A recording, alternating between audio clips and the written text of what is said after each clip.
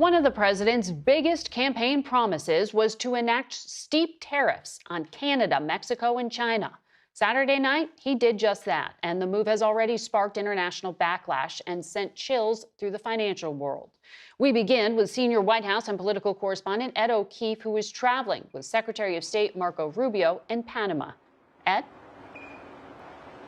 Margaret, good morning. These are sweeping tariffs. The president using a 1977 law to suggest there is now an extraordinary threat from fentanyl and illegal immigration, and that all three countries are failing to address those challenges. So, starting Tuesday, there will be 25% tariffs on all Mexican exports, 25% tariffs on most Canadian exports, 10% tariffs on Canadian energy exports, and 10% tariffs on all goods from China.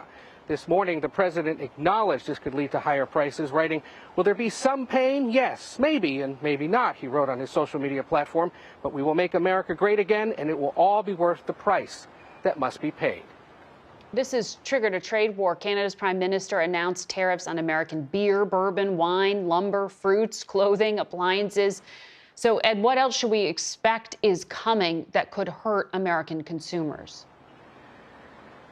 Well, we should anticipate there could be a tit for tat here, because the orders that the president signed Saturday night give him the authority to keep raising tariffs on the three countries if they respond in kind, and that could contribute to an uptick in inflation, which we've seen in recent weeks. Now, the Canadian Prime Minister Justin Trudeau spoke directly to Americans last night, warning the tariffs, quote, "will put your jobs at risk, potentially shutting down American auto assembly plants and other manufacturing facilities."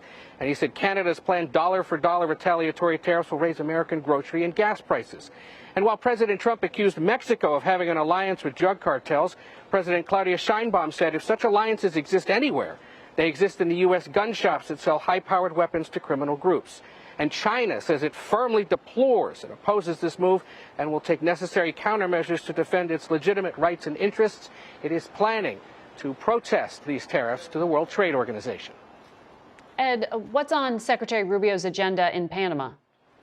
Yeah, well, you know, Rubio, of course, the first Latino Secretary of State, so he is taking his first overseas mission here to Central America and the Caribbean to reiterate President Trump's concern that China now has too much influence over the Panama Canal. The Panamanians insist they have full control. Margaret? Thanks, Ed.